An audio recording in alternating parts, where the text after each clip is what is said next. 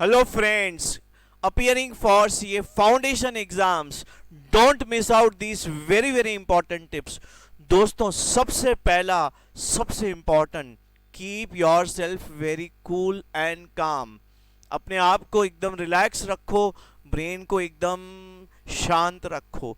देखो क्या होता है जब आप एग्जाम के टाइम में रिलैक्स रहते हैं, काम ब्रेन के साथ एग्जाम लिखेंगे, you will be able to perform better. अगर ब्रेन में स्ट्रेस होगा, ब्रेन रिलैक्स नहीं होगा, it won't be able to crack the tricky questions.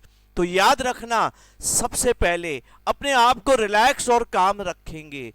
दूसरा वेरी इंपॉर्टेंट दोस्तों, यहां पे बहुत बच्चे मिस्टेक करते हैं. Don't do this mistake.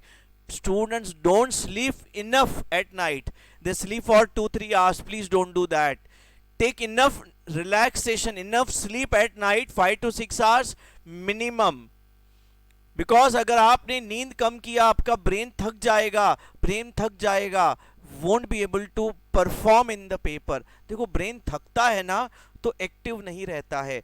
मैंने कई बच्चों को देखा है, वो पेपर में ना ब्लैंक आउट हो जाते हैं, उनको याद ही नहीं आती हैं इंपॉर्टेंट चीजें. क्यों? क्योंकि उन्होंने रेस्ट ही नहीं किया, ब्रेन को थकने के बाद एग्जाम में लेके गए. देखो बहुत इंपॉर्टेंट है. अगर आप एक पानी में पत्थर फेंकेंगे तो वेव्स आती हैं, तो आपको अपना फेस नहीं दिखेगा.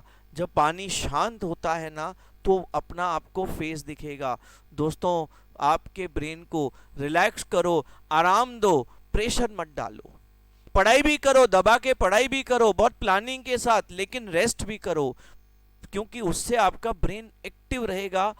और आप याद रखना अपनी सब चीजें, every stuff that is all ticket, everything that is required for exams, keep it ready one day before.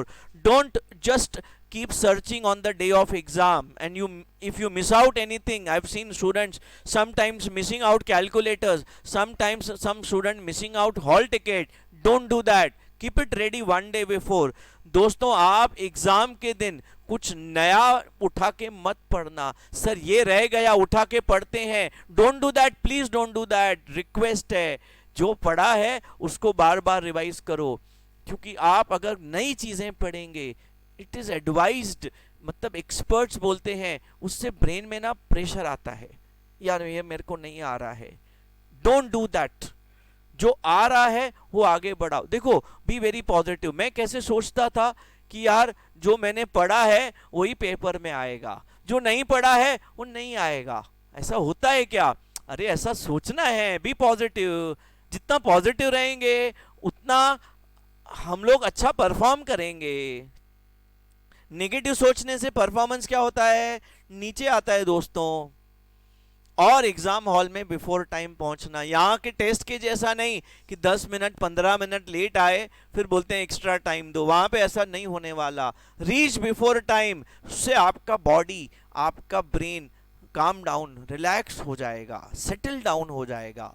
उसके बाद पेपर लिखना आसान हो जाएगा. और याद रखना दोस्तों, कोशिश करो, मेरा ऐसा एडवाइस है, एग्जाम हॉल में बुक्स मत लेके जाओ. लास्ट में आधा घंटा 15 मिनट 1 घंटा वो जो पढ़ रहे हैं ना, प्रेशर ले रहे हैं, उससे कुछ होने वाला नहीं है. कोई मार्क्स नहीं बढ़ने वाले हैं. मेरा ऐसा थॉट प्रोसेस है कि उस टाइम पे आप उल्टा चुपचाप बैठे रहो. अगर आपको कुछ करना है तो ब्रेन में रिकलेक्ट करो चीज़ों को, भाई ऐसा ऐसा ऐसा ऐसा होता है. नहीं तो चुपचाप बैठो, बस शांत रहो, ठीक है. और मेडिटेट करो, भगवान को याद करो, pray that he should give you strength to write the paper and you should clear in the exams. अच्छा दोस्तों, इसके साथ साथ बहुत बड़ी मिस्टेक बच्चे करते हैं कि वो पेपर से पहले दोस्तों से ना डिस्कशन करते, अरे ये तो बता, अरे ये आता है क्या, अरे ये पॉइंट में क्या है. या पेपर खत्म हुआ फिर पेपर डिस्कस करेंगे, भाई ये बता तो इसका आंसर क्या है. सबसे बड़ी मिस्टेक्स दोनों. Don't discuss anything with your friends, because उससे आपको एक ही चीज मिलने वाली है, स्ट्रेस. आपको जो चीज नहीं आएगी, ब्रेन स्ट्रेस में आएगा. आपने कुछ पेपर में गलत कर दिया, डिस्कशन के बाद पता चला, स्ट्रेस आएगा. पेपर तो हो गया, अब वो पेपर तो चेंज नहीं होगा, अगला पेपर आप खराब करेंगे. मेहरबानी करके आप सबको रिक्वेस्ट है, don't do this. Go sit on your seat, right your paper, leave your hall, खत्म। और याद रखना, जो पेपर हो गया सो हो गया। अब पेपर प्लान कैसे करेंगे, बहुत ध्यान से। आपके 3 आवर्स के पेपर में यू इंश्योर, फर्स्ट आप क्या करेंगे, आपके 2 बेस्ट क्वेश्चंस चूज करेंगे, वो 15 मिनट जो आपको एक्स्ट्रा मिलते हैं, और अकाउंट्स की मैं बात कर रहा हूं बेसिकली, और वो 2 बेस्ट क्वेश्चंस आप लिखेंगे। और उसके बाद try right compulsory question. Compulsory में बाद में क्यों बोल रहा हूँ, क्योंकि थियरी है, और मैं देख रहा हूँ बच्चे ना आजकल अकाउंट्स में थियरी में ज़्यादा मिस्टेक्स करते हैं, वो ट्रू फॉल्स में या किधर और, या शॉर्ट नोट्स इतना एक्यूरेटली नहीं लिखते हैं। तो ये 3rd नंबर क्वेश्चन लिखो, ठीक है। अब ये 3 क्वेश्चंस हो गए, उसके बाद आपके पास कम से कम 1 से सवा घंटा तो बचना चाहिए। पेपर लेंदी होगा तो 1 आवर बचेगा, नहीं तो 1 hour 15 minutes you will be having in your hands to write last 20 marks questions, वो आज आपके हो जाएंगे। लेकिन अगर वो लेंदी लग रहे हैं आपको, तो दोस्तों यहाँ पे आप अपनी स्पीड को बढ़ाना स्टार्ट करो। बट आप ध्यान देना, लास्ट के 40 मार्क का पेपर कितना टाइम बाकी है। Time management is super important, because आपको सब आता है, लेकिन टाइम मैनेज नहीं किया ना तो स्कोर नहीं कर पाएंगे।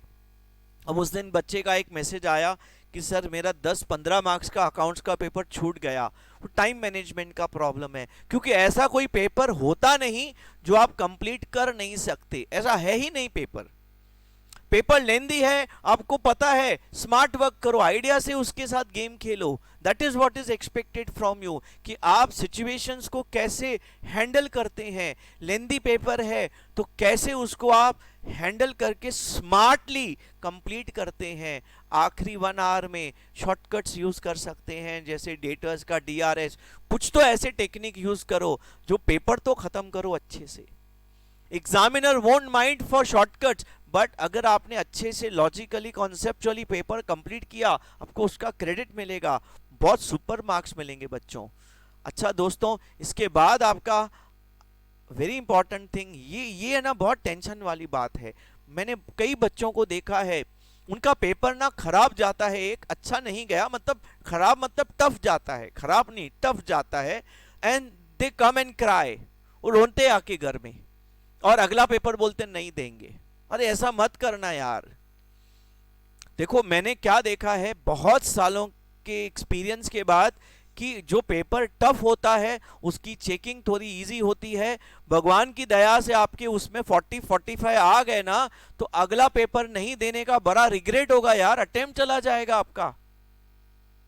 तो आप करना क्या चाहिए, जस्ट आपका जो पेपर कंप्लीट हुआ, हो गया खत्म, टफ था, निकलो बाहर, forget about it, focus on the next paper. That is very important, क्योंकि ये टफ था, 40 आ जाएंगे, रखो भगवान पे, तो बाकी अगले पेपर में 60-70 स्कोर करने हैं, और ताकत के साथ अगले पेपर की तैयारी करो। समझो बात को, be practical, don't be emotional, ठीक है बच्चों, and always be very very positive. सब अच्छा है, एवरीथिंग इज गुड, जो पढ़ा है वही आएगा, ऑल इज वेल। जितना अच्छा सोचेंगे, जितना अच्छा रहेंगे, और ध्यान करना अपनी हेल्थ का, बहुत इंपॉर्टेंट है। ऐसा नहीं पेपर जाने के टाइम कुछ खाओ ही मत, अच्छा सा लाइट खाना खा के, हेल्दी लाइट खाना खा के जाना, take water bottle with you, मतलब हर छोटी छोटी बात का ध्यान करना बच्चों, और एडवांस में सब चीज़ें तैयार करना। Be very very positive, paper जाने के time pray and go for the paper, keep yourself relax, be very very positive, it's very important to be very very positive. और हम लोग आपके साथ हैं, हमारी पूरी टीम आपके साथ है। आपको जब भी कोई भी लास्ट मोमेंट तक दिक्कत आती है, हम लोग हमारे मोबाइल्स पे एक्टिव रहेंगे, आप हमें कॉल करके कुछ भी प्रॉब्लम है पूछ सकते हैं बच्चों। तो from this side best of luck from the team of JK Shah classes. Go and friends, go and do it.